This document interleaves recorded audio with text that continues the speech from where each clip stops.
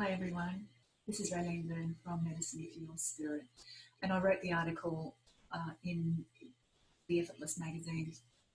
There's a few more things I wanted to touch on. If you've read that and you've enjoyed it and you'd like to know a little bit more about what's going on within us, because what's going on within us is part of what's going on, universally. It's this evolutionary upgrade on all levels. So it's an exciting time to live in. I know I'm excited, even though it's hard.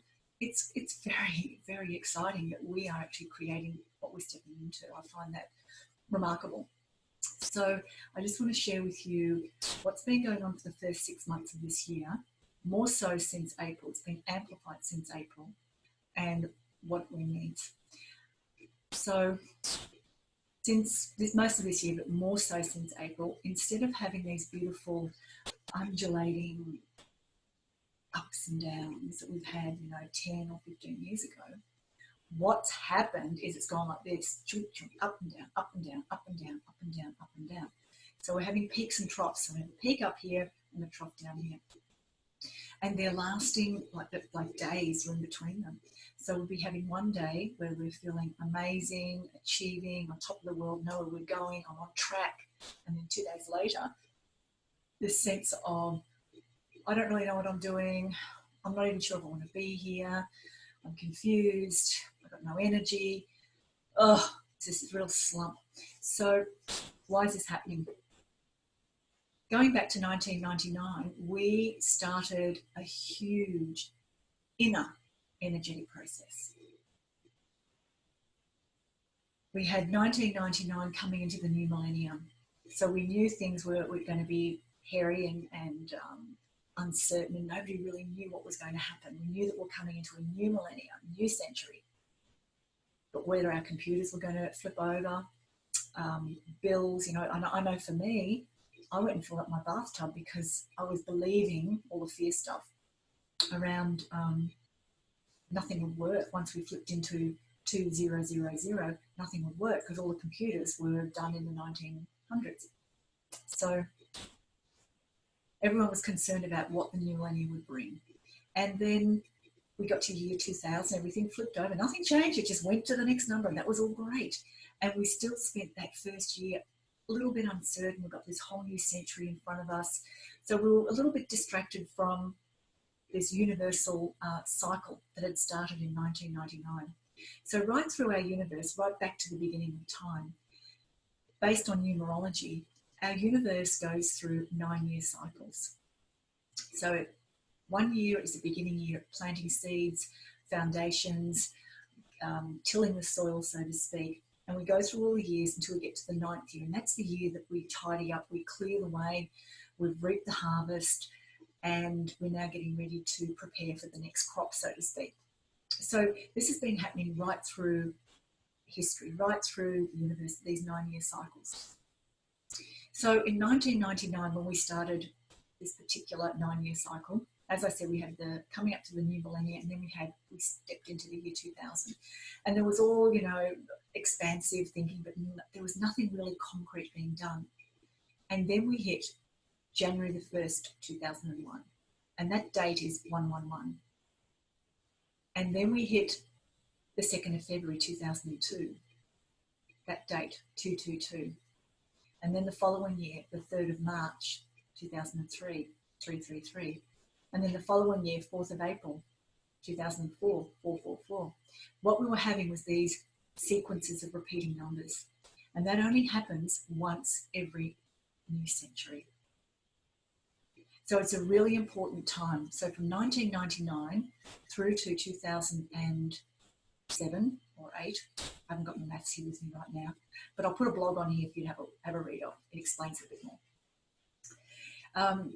What was happening with those repeating numbers is there's a universal code, and it's a wake-up call. We start seeing 111 or 1111 and 222 and 555, or 5555, 777. We start seeing, when we see these sequences of numbers, there's something that goes on within. It's like an activation within. So we're deep within us at energy level, soul level, spirit, whatever, wherever you're at, it doesn't really matter. An activation happens, and it works in our DNA. it's triggering something, jiggling something, bringing something to life, helping us remember something else. So we had 12 DNA activations, rememberings. So the first 9-year cycle finished 2007. Second one started 2008 and went through to 2016. Those 12 activations from 2001 finished at the end of 2012, but we were still in a 9-year cycle. We had another 4 years from 2012 to 2016 to finish that 9-year cycle. And if you look back, it was crazy. From 2013 to 2016, we started this sense of unrest started coming up. If our DNA energy of our DNA started to wake up and activate and bring new aspects of self back to life, we have to go through a cleansing process to shift the way, make the way for it. So the last 3 years of that 9-year cycle were pretty full on with change and rapid change. And if you go back and look through your life, you will see that those 3 years were pretty full on and pretty intense. And each year seemed to get worse than the year before. We're basically being purging from the inside out. So we've been through these activations. Parts of our DNA and parts of our aspect of our true self has been triggered to remember. Now, let's fast forward into right now. Science, right now in this new millennia, is coming up and telling us that they can understand what 10 to 12% of our brain does for us. The rest of it, they don't know yet. With our DNA, they know that what 5% of it does. They can account for 5% of our DNA, but that rest of it is considered junk DNA. And it is now, all the stats are coming out that most of us spend 5% of our day only consciously connected, consciously aware of living. The rest of the day, 95% or even 90% of the day, we are walking through life completely unconscious. Or I like to say like zombies. We're going through life, these habits, robotic stuff, driving a car, having a coffee, talking to someone, listening to music, watching the scenery, thinking about what you've got to, go through the day, driving, while you're driving and watching traffic. All those things are happening at a level that we're not completely connected to, but we're doing it. This is what I'm talking about, being a little bit unconscious. We're not really connected.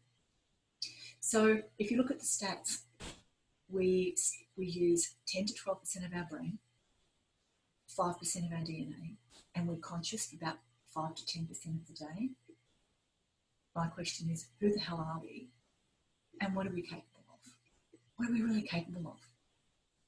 So every 100 years, when we have these repeating dates, we have an opportunity, this window of opportunity for new aspects of ourselves to be brought into life, to be brought into our awareness.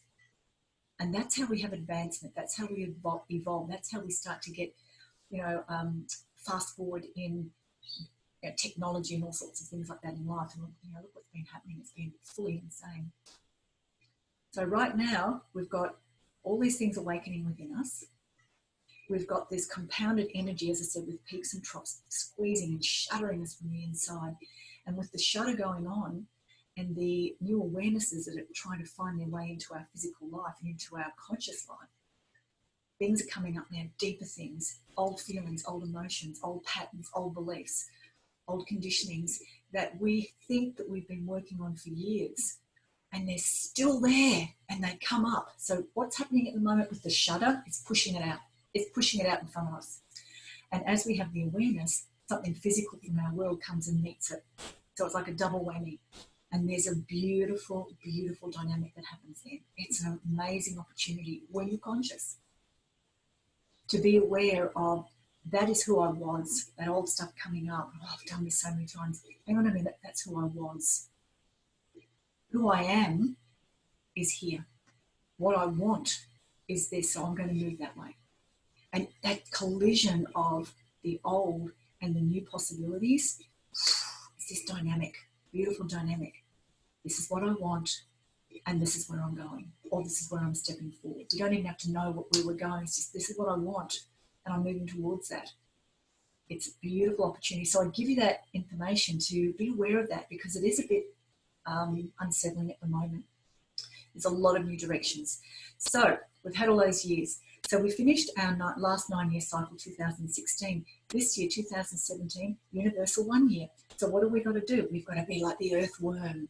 You know, what does an earthworm do? It goes under the soil, it aerates, it finds the, moves its way, creates cracks. So, you know, light and moisture and nutrients can soak in, which means whatever is planted in there can flourish, can grow and be strong and solid and abundant. So this year, it's uncomfortable for a lot of us. And it's like we've got to do all the work underneath. It's like we're under the ground doing it for what we're going to grow, what we're going to become in the next 9 years. And, you know, for me, all the 9-year cycles have gone before. I've picked, you know, 1 or 2 things at the start of it and gone, okay, I'm going to focus on this and grow this and make this my thing. Well, this year I decided I'm not growing 1 or 2 things. I'm growing a freaking orchard. I'm going to plant loads of things this year in 2017, because at the end of 9 years, I don't want to be the only one benefiting. I want it to be an abundant crop orchard that many can feast from, and a variety, you know. So I'm not just going to grow an apple tree and an orange tree. I'm growing a mango and a macadamia and avocado and mulberry bush and all that jazz. And, you know, that's an analogy. I know you understand that. But that's what I've decided to do this year. So lots of different things. So I'm cultivating right now. And that's all we have to do is cultivate. We don't know maybe what it is yet. We haven't probably decided what we're planting right now, but we've got to do the cultivation. And part of the cultivation is the weeding, pulling all the weeds out, tilling the soil, fertilising it, all these types of things. Yes, I know it's an analogy, but what does that mean for us in our everyday life? We've got to go deep within ourselves. We've got to start letting go, bringing to the surface all the things that are not who we are, in order for us to be who we are and to grow that. How do we fertilise it? We have to nourish ourselves. We need to take time. We need to rest. We need to have good quality water. We need to eat well. We need sunshine. We need fresh air. We need to move. We need to go within. And it's really nice, you know, when I say it like that, it is, how do we grow a tree? How do we grow seeds? It's exactly what we do. So this is what we're trying to do with ourselves at the moment. We are growing a new human, which is us. The new human is ready to emerge. The new human is within us. And all the things that we need to know are already there. We're just trying to line up with it. So this year, even though it's a new universal 1 year, it's about planting and tilling the soil and all that jazz, it's also really uncomfortable. It's hard work. You know, if you're out there tilling, you know, a big block of land to plant potatoes, for example, it's hard work. But we have to do it. Otherwise, if we don't do it, then nothing can flourish, nothing can grow, and we stay stagnant. Nothing happens. So we're being really called to task this year to dig deep, to really let go, open up as much as we can, crack the surface, crack it open, allow the light to come through, allow the moisture, allow the emotions to flow, allow the clarity to come where I know what I want.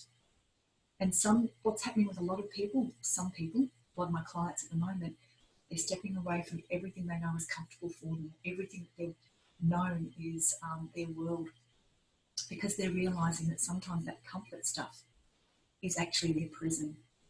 And I wrote an article, in this article that you've read today, I look at our comfort things, our go-tos, the thoughts, the patterns, the beliefs, the conditionings as our gravity. It holds us in place,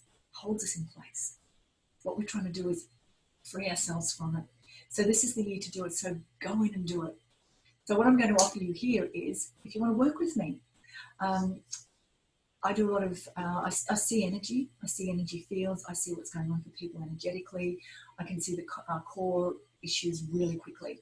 So how I work with people is I love to, first of all, let them know what frequencies are running them, their life purpose, their higher purpose, and their obstacle or their shadow in life. simple information. And that can take 15 or 20 minutes. When you know that, then you know what you need to focus on. You know what you're trying to master, and you have an idea of energetically where you're going.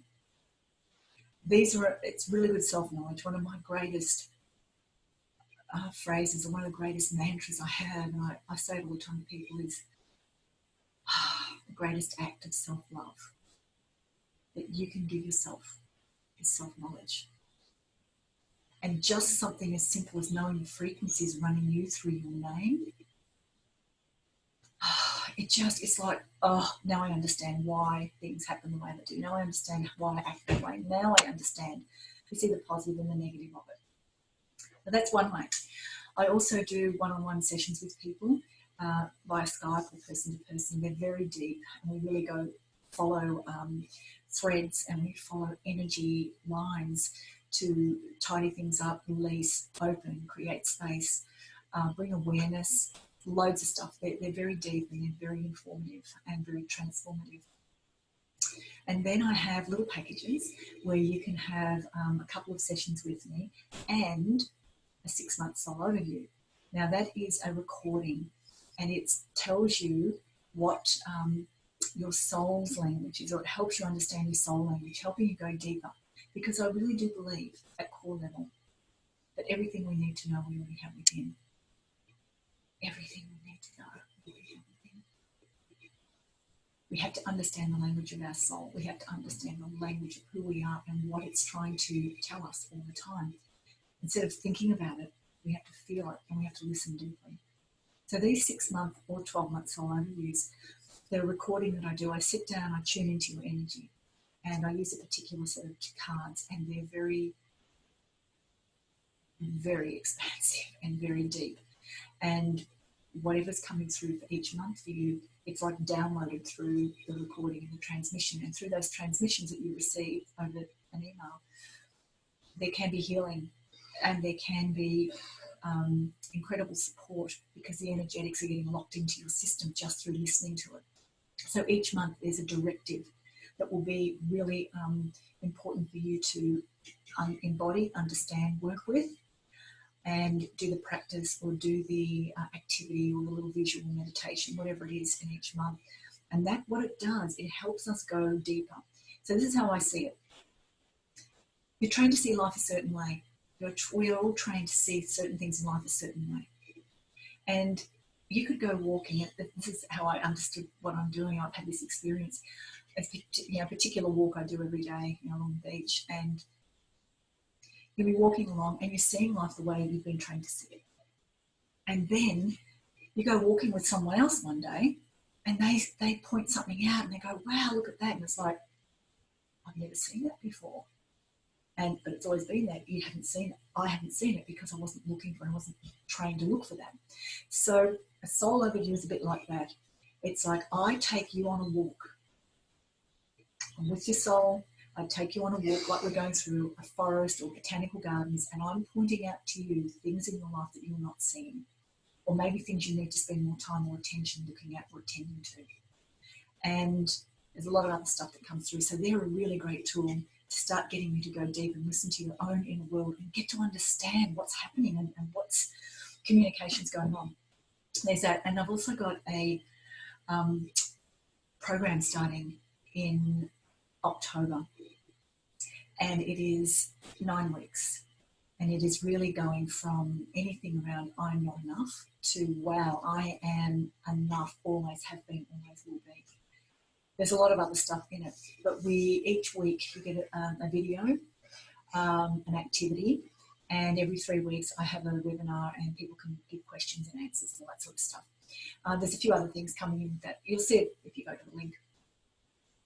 But each week we work with something like, the vision of self-belief, how that opens your world up, the expansiveness of your own sense of self-value, the truth that is involved in trust in yourself and intuition that comes with that. There is the reverence of self-respect. There is the awakening of awareness within you. And there's a whole week dedicated to responsibility. And it was really interesting because I've had a couple of people recently say, when I said something about self-responsibility, a couple of people sort of gave me the feeling that it made them feel wrong.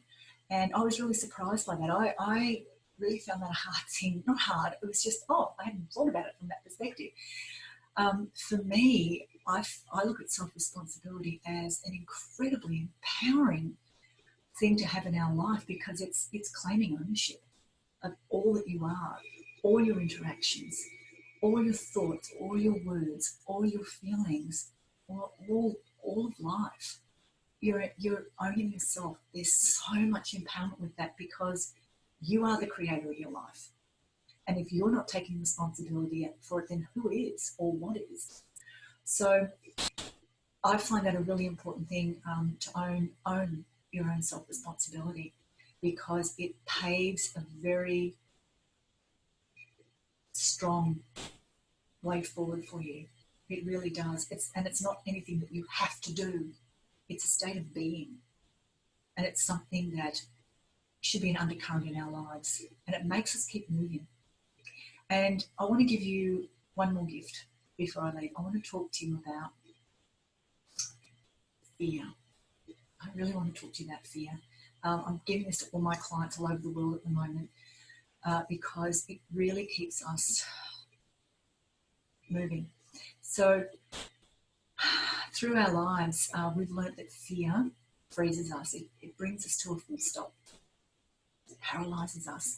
And when you go back through human behavior and human evolution, the instinct that we had was very powerful. You know, say you were a caveman going through the jungle looking for your food, something in you would go, you'd feel unsafe. And so you would stop and we'd freeze, paralyzed. We don't move. We're waiting to see what's going to happen. So we've had this through centuries, eons, of fear as a survival instinct. And it's in us. It's in us all, because it's about stopping us from jumping off a building to prove that we're Superman or that we can fly. You know, it's going to stop us. It freezes us and paralyzes us. But in our everyday life, we all use the word fear. I'm fearful of asking for a raise. I'm fearful of going for a new job. I'm fearful of going for a bank loan. I'm fearful of not having enough money to see me out this week. Whatever. There's all these things. We're using the word fear all the time. And what it's doing, what's activating in us, is that instinct to freeze you and stop you and paralyze you so you can't do anything. I'm fearful of asking for a raise. Oh, I'm not going to do it. You're frozen. Oh, but everything inside you is churning and getting upset because I think I'm worth more than this, but I'm not getting it. I can't say anything. So we have this whole drama going on. We created ourselves. We're just masters of creating drama. So what I want to do is I want you to try for a couple of weeks. This is what I'm going to get you to do. I'd love you to think about the word fear and see it as black.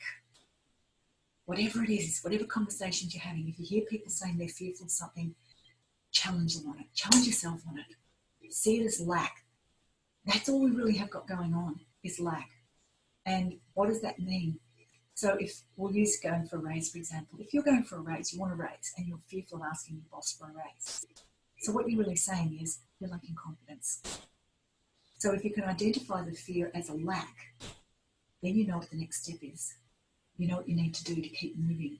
So turning the word fear, or the connection to fear, or the relationship you have with the word fear, into lack, then you have movement. And it's a really great process. Whenever things are coming up and you hear yourself saying, oh, I'm a bit fearful of this, you need to stop and actually go in and ask yourself, is this fear? What's it stopping me from? And what am I lacking? Am I lacking experience? Am I lacking wisdom? Am I lacking clarity? Am I lacking vision? Am I lacking confidence? What is it that I'm actually lacking? And then you know what the next step is.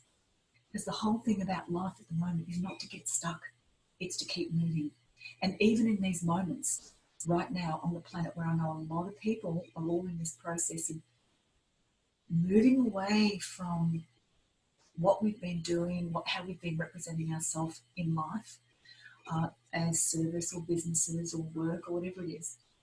That's all changing. There's a lot of uncertainty there, and there's a lot of not knowing. And that's a really beautiful place to be, because it means we get to sit in who we are and allow that space to be, which means we have space for something new to arrive. If we have been so busy running around doing, making things happen, pushing, struggling, striving, which is what we've been taught is the way to do it, it's not working anymore.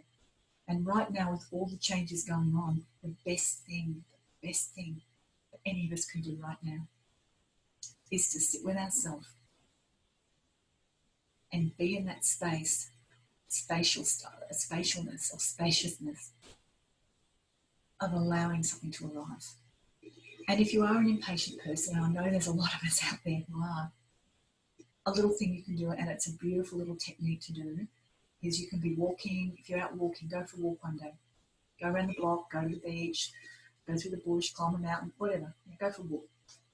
And while you're walking, actually going within, being with yourself, and then you can actually say, okay,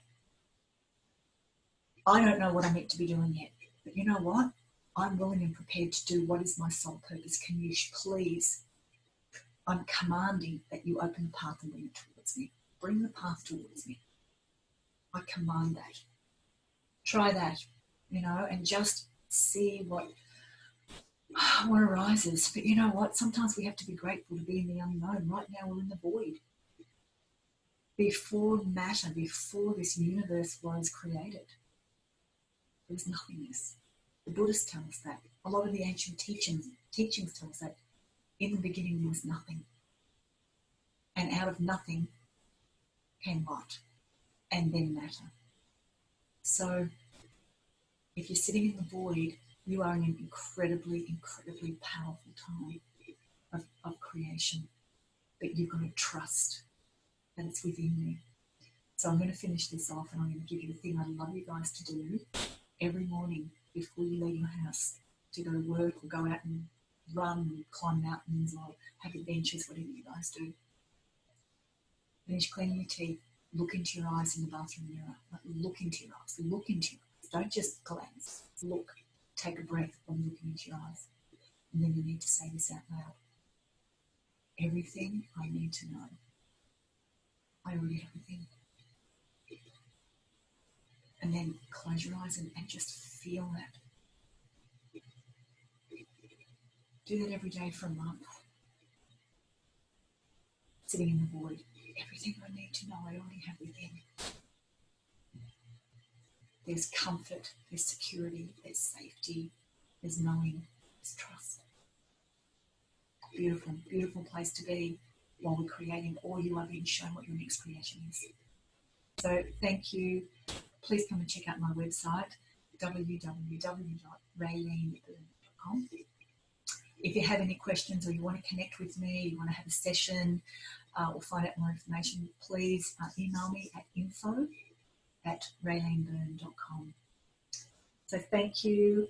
Hope you enjoyed the article, and I look forward to connecting with you some way, somehow, however the universe makes it happen for us. So bye for now.